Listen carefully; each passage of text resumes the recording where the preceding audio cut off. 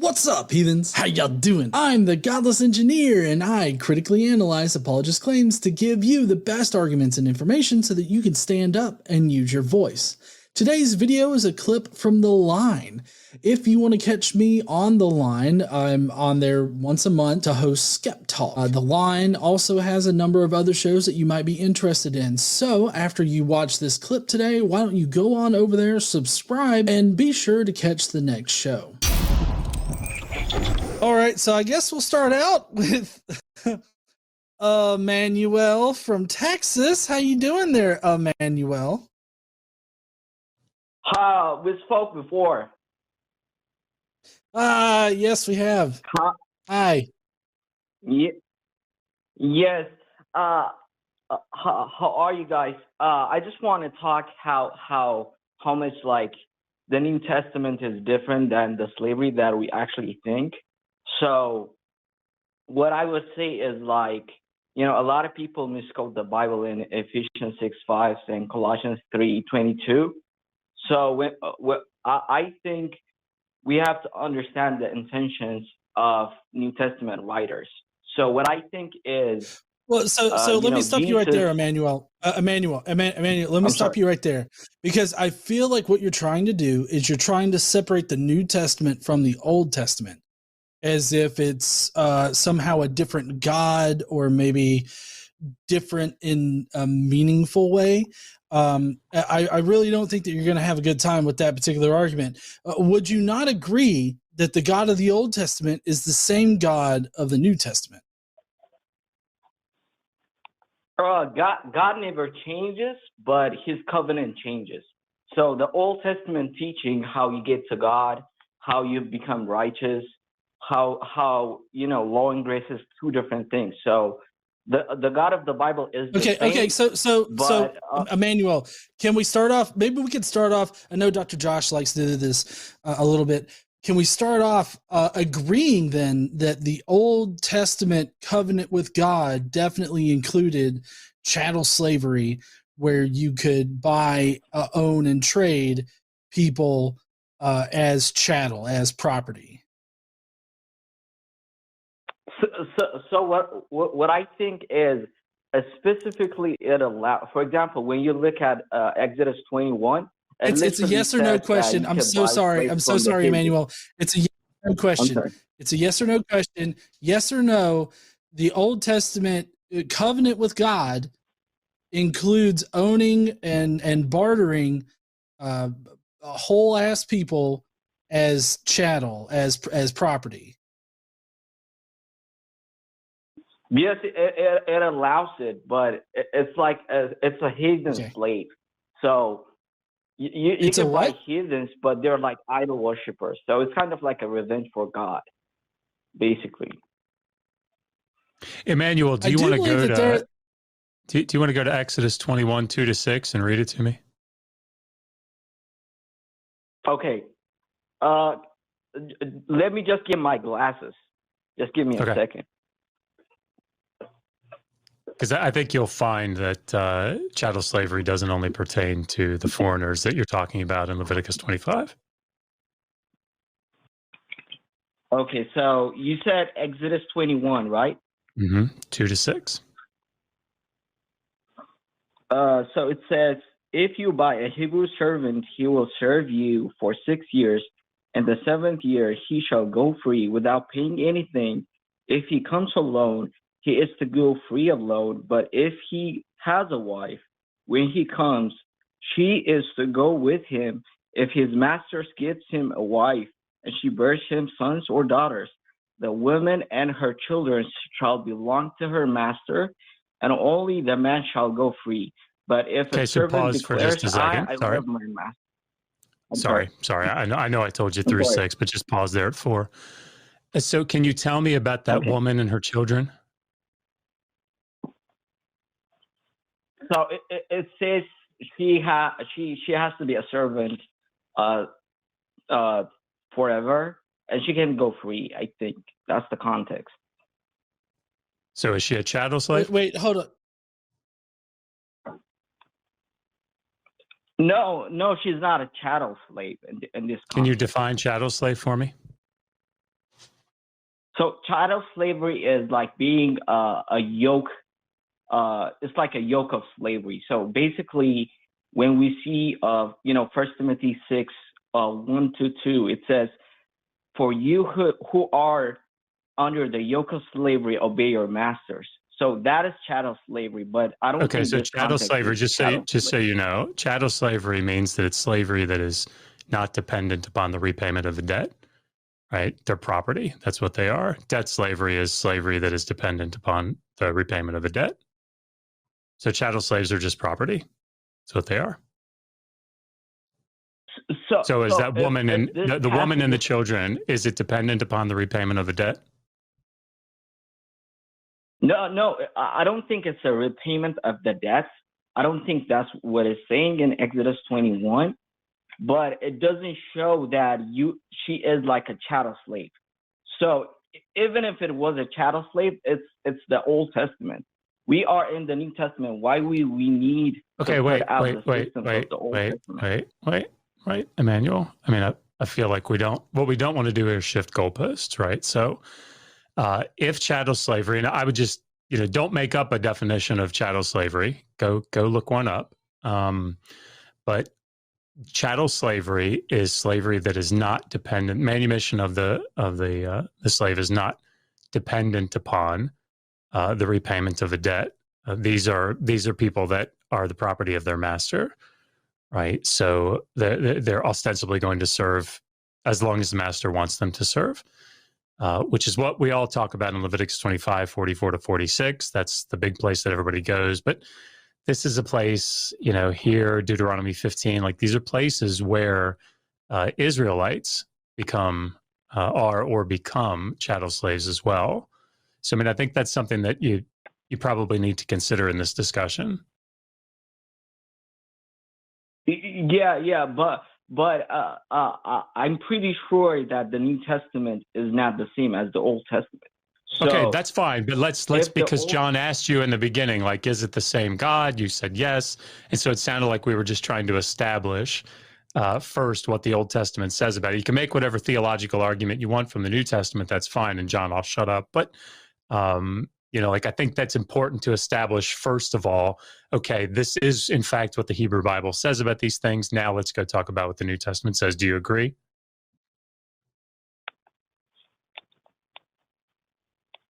Yeah, we could talk about the New Testament if you were asking me. Okay, but as long and we're in agreement that the God of the Old Testament is the same God as is in the New Testament. And at some point, I'd love to hear how you reconcile the fact that this supposed all-loving God can command the taking of slaves, and not just chattel slaves, but he also commands taking of sexual slaves as well. And we can discuss that further if you want to, but I would love to know how you can reconcile the idea of a omnibenevolent God with this, various different kinds of slavery that he commands be practiced. So what I think is God selects a few people and he shows all of his love, but he doesn't show it to everybody else, especially in the Old Testament. So I think the context of like slavery in the Old Testament is always negative. So God always asked them, to keep slaves in different areas as they go abroad until they get to the land of Canaan. So what I think is those people are idol worshipers and they don't worship God. Okay. That's why. So he's not omnibenevolent then. You should buy a servant among the heathens. Then hold on, Ammanuel. Then God, you would agree then that God is not omnibenevolent. God is omnibenevolent, but only to the people he has chosen, not to everybody else. Isn't that omnibenevolence with an asterisk there, though? Like, it's got a caveat to it. Omnibenevolent, but only those that suck my dick. Like, and I feel like... Ammanuel, I think we just went over this, right? Because Exodus 21, 2-6, those are Israelite slaves. Those are not foreign heathen slaves, whatever you're calling them. That's a good point. So, you have chattel slaves, and it's certainly not in at least as the way the text is presenting it there, particularly in verses 5 and 6. I mean, the debt slave who has to leave his wife and children is saying, I love my master, right? I will not go free. So, I mean, even as the way the text is presenting it, it's certainly doing it in a way that we today reading it, I wouldn't think, would look at it and say, well, that seems certainly negative. At least, sorry, we today, meaning I think you as the person defending slavery. Sorry, I don't think I should say that. But yeah, I mean, I read it and say that's negative, but it sounds like from your vantage point, looking at this contrast between Israelites and foreigners, or you would say that sounds all in all better, at least, right? Would you say that? No, I wouldn't say that, because we don't have to assume that all Israelites or all Hebrews worship God. So back in the Old Testament, we see in Joshua, in Deuteronomy, that there are certain Israelites that worship idols. So that's why show me in Exodus 21. Go for it. Show me in Exodus 21 where it says that these are people that are idol worshipers in 2-6. No. I'm not saying we could see it in Exodus 21. What I'm saying is, there are like Hebrews and Israelites. For example, in Exodus, you see in Exodus 31, when Moses went down from the mountain, they were worshiping idols. So there are Israelites that's fine, but you'd have to, if you're making this argument, Ammanuel, if you're making the argument that God is only allowing chattel slavery for people that are idol worshipers, then you have to demonstrate that 21:2-6 is describing there's somehow some kind of a connection. But you can't just assume that, right? So you'd have to demonstrate that. Where's that connection? I might be. What I think is you have to look at verse 44. You just quoted Leviticus 25, right? It says you have to buy your servants from the quoted Exodus 21. So, well, yeah. Ammanuel, we're working with Exodus 21. Okay, Exodus 21. Okay, the one you just read, 2-6. Mm-hmm. It's only for 7 years. It's not even like a forever kind of slavery in Exodus 21. Excellent. In the laws of Hammurabi, it's 3 years. Does that mean the laws of Hammurabi are better? It might be the laws of Hammurabi. If it is 3 years, it might be better. But okay, what probably I'm not something we want to argue Genesis here, 15, though, right? And it doesn't sound like that's something you'd want to argue. The point here is that the woman and the children that are born to this debt slave, chattel slave relationship here, the man and the woman, the wife, and her children belong to the master's chattel slaves. Now, the husband, the debt slave, can then say, well, look, I'm going to forego my manumission after the 6 years. I'm going to go get my ear pierced with the awl, and then I'm going to serve as a chattel slave for life, right? These are all Israelites. So, like these are, you'd have to make you'd have to demonstrate that here in Exodus 21:2-6, that these are somehow either idol worshiping Israelites or they're foreigners, which I don't know how you're going to demonstrate the latter. What I'm saying is we have to recognize. So I don't think there are two separate events where you see Exodus 21 and Exodus 31st. And the other things is in Genesis, you see God putting out a curse on a certain people to become servants and to become slaves of a certain people. So I think, for example, you see in the house of Jacob, there were like two sons, and you see one being cursed to be a slave, and the other to be blessed. What is this, Ammanuel? I'm so sorry, Ammanuel. What does any of this have to do with Exodus 21 and like what we're talking about here, because what we're talking about is the fact that Hebrews themselves can also be chattel slaves. So the whole idea of omnibenevolence to those that, you know, believe in God and accept God or Jesus is just totally thrown off the tracks because of the fact that Hebrews themselves can also be slaves. So it's the caveat that you put on it is not a correct one. It just seems like all around way more complicated to try to make an argument for an omnibenevolent God because he's just not omnibenevolent in the Bible. So what I think is, first of all, we have to recognize that the Bible didn't have chapters and verses. So I think all of the chapters before Exodus 21 is relevant because it's still the same book. So what about Deuteronomy 15? Do you think Deuteronomy 15 is relevant as well when it talks about Hebrew male and Hebrew female slaves? Do you think that that's also relevant? Of course it does, because okay, if it does, right, Emmanuel, focus with me, buddy. So if it does, why is it in Deuteronomy 15, it says after they serve for the 6 years, when they're released in the 7th, they're not just released, they're given with set out with tremendous provisions from the master.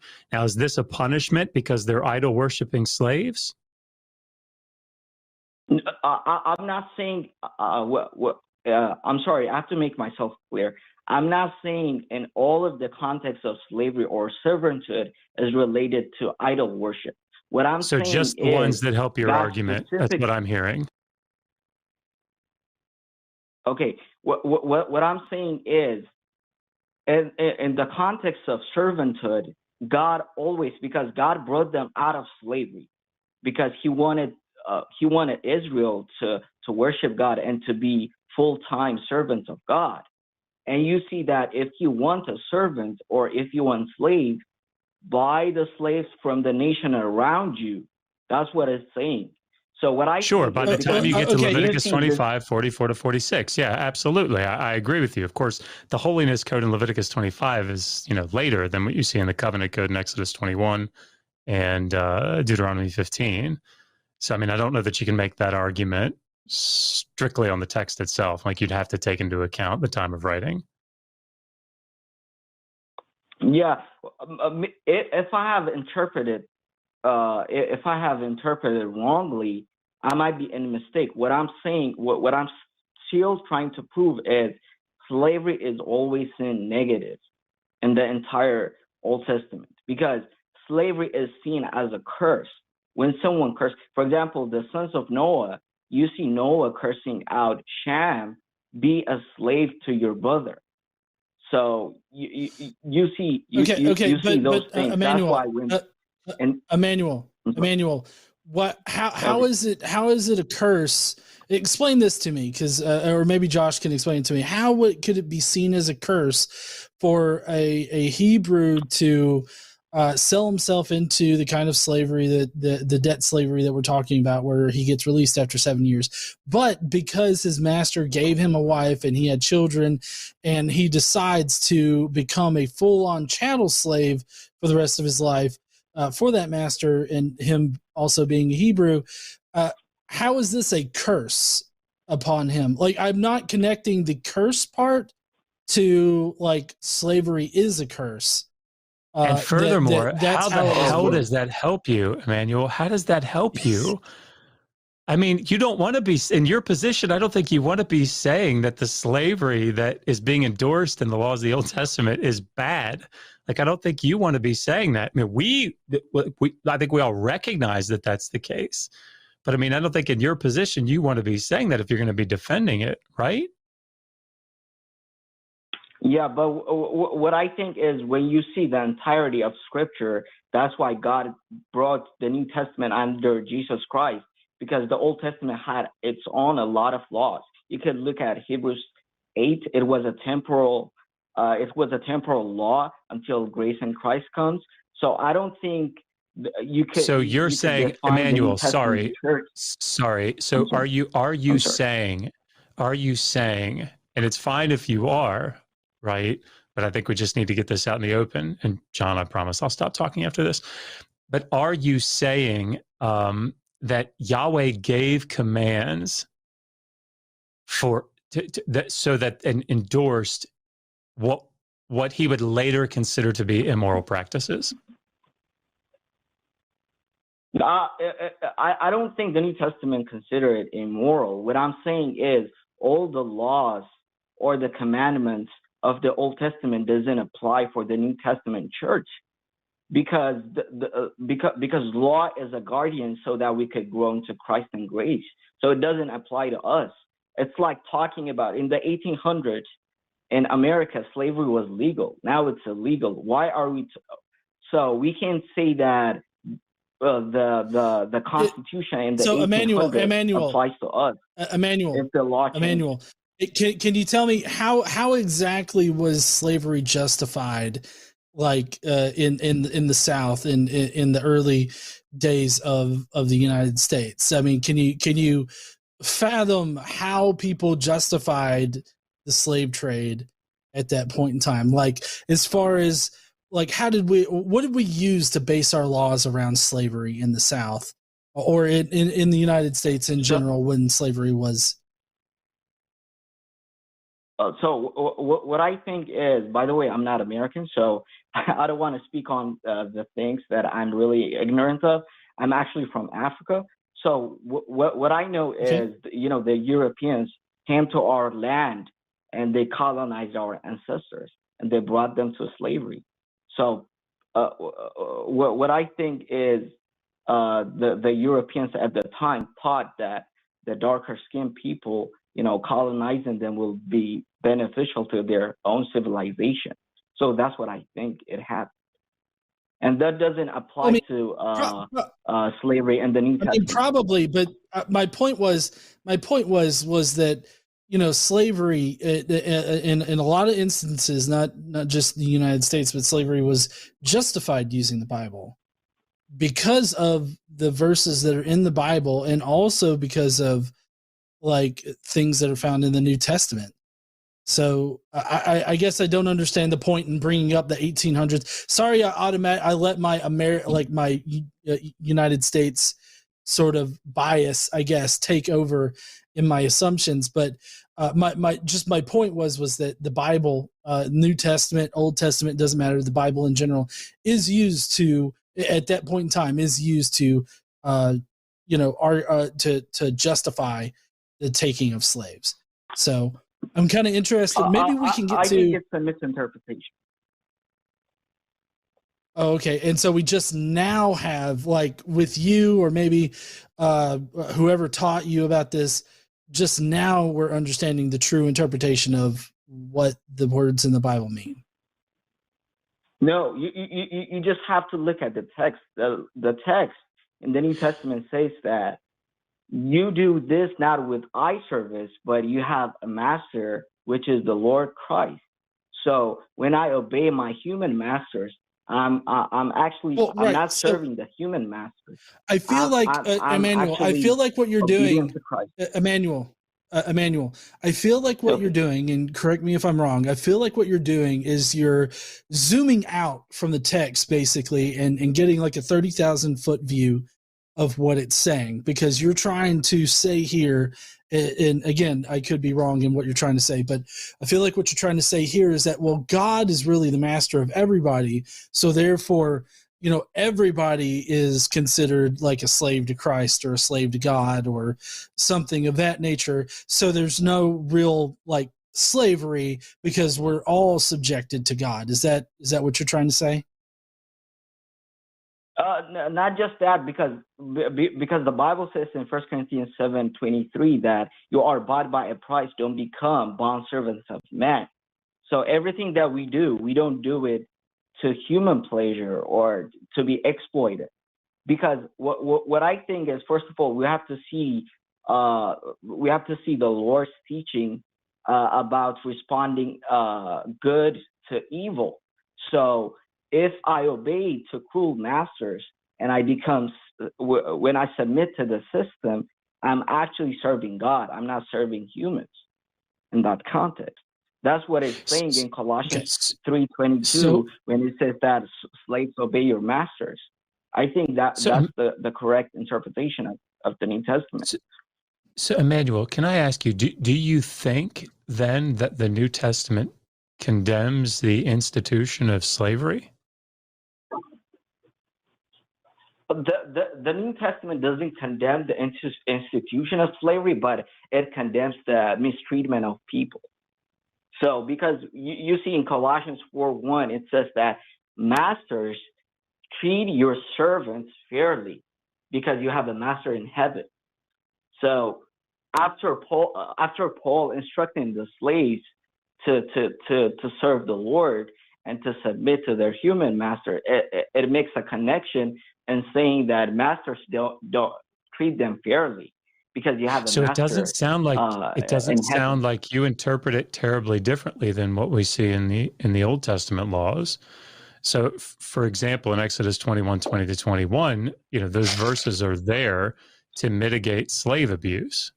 That's what they're for. So, if that's the case, it doesn't sound like, at least in some ways, from what you're saying, that you think that there is a tremendous difference between what's being stated in the Old Testament and what's being stated in the New. Right, because I feel like this is kind of one of the. Hold on, Ammanuel. I feel like this is one of those distinctions without a difference here, because I feel like what you're saying, Ammanuel, is that the New Testament says treat your slaves good. Does that therefore make the holding of slaves like people as property? Does that make it okay if you treat them all right? Like, is it okay to own another person as long as you're treating them okay? I'm not saying that. Actually, I have a conscience where I think that what I think this institution is actually evil, but I do believe that God has a better worldview than I. Okay. I'll be against the word of God. Okay. So we do need to move on here in a second. But if the institution of slavery is evil, why did God command evil be done? If he's omnibenevolent. So first of all, God is a creator. God is a creator of good and evil, light and darkness.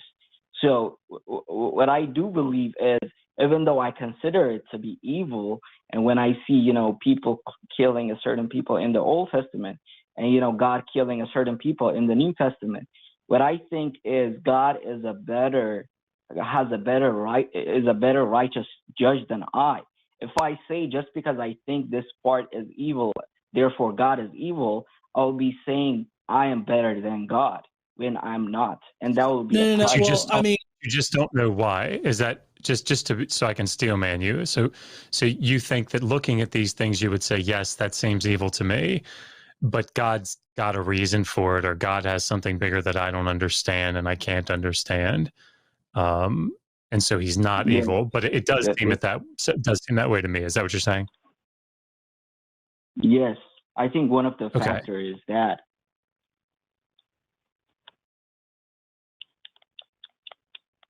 Honestly, I feel like anybody that considers.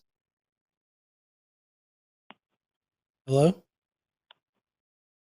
I can hear you. I'm sorry. Okay. I feel like maybe we can end it at this because we do have some more calls to get to, but I feel like anybody that can recognize slavery as being this absolutely immoral thing, that it's abhorrent and it should have never happened, I feel like that makes you better than God in general, as far as the God of the Bible goes. So I mean, I'm glad that you feel that way, but at the same time, I would hope that you would recognize that, the God of the Bible does definitely command the taking of slaves. And if you can figure out that that's evil or bad or immoral, why couldn't God? And if God did know that it was immoral, why is he considered omnibenevolent and then commands immoral actions of his chosen people? Those are the kind of questions that come to mind for me. Okay. So, so, All right. so what I think is God is. Okay, sorry. No, you go on ahead. Hello? We do need to move on, but maybe you can give some final thoughts or some anything like that before we move on to the next caller. What I think is when we respond good to evil, as the Lord said, I think our reward, even though we are suffering in the earth, I think we have a reward on God. So I think the end justify the means is my argument in this case. Oh no. I mean, I will say, and I know we got to move on. And Ammanuel, I appreciate your patience with us interrupting you quite a bit. But I will say that this position of what I think is just skeptical theism, right? I think that's what this is probably, as far as I'm concerned, if you're going to hold to a position of the God of the Bible is true and just and, omnibenevolent and all those things, is to at least get to the point where you can say, as it sounds like you're doing, yes, slavery is immoral. Right. This is something that seems really, really bad to me. And I agree that it's really bad. I just don't know why God allowed it, but I just believe that he does. If you're going to hold a position, I feel like that's maybe one of the better ones to hold. So at least good on you for that. That doesn't sound like you're trying to argue for the morality of something that is immoral. So thank you. Hold his beer. Okay. Thank you so much, Ammanuel, for calling in. I always love having a conversation with you there, bud. Thank you, Ammanuel. Okay. All right. Thank you. You have a good night, man. Thank you, All Josh. Okay. Have a good night too. Bye. Bye, Ammanuel. What's up, Heathen? Thank you so much for checking out this clip from The Line. If you enjoyed this clip today, you can get more of it by subscribing to The Line. So hit up those links in the description so you can catch me the next time I host Skept Talk. I don't know, was that 20 seconds? Here's some filler shit for, to fill out the 20 seconds. I don't know. Go fuck yourself, Jimmy.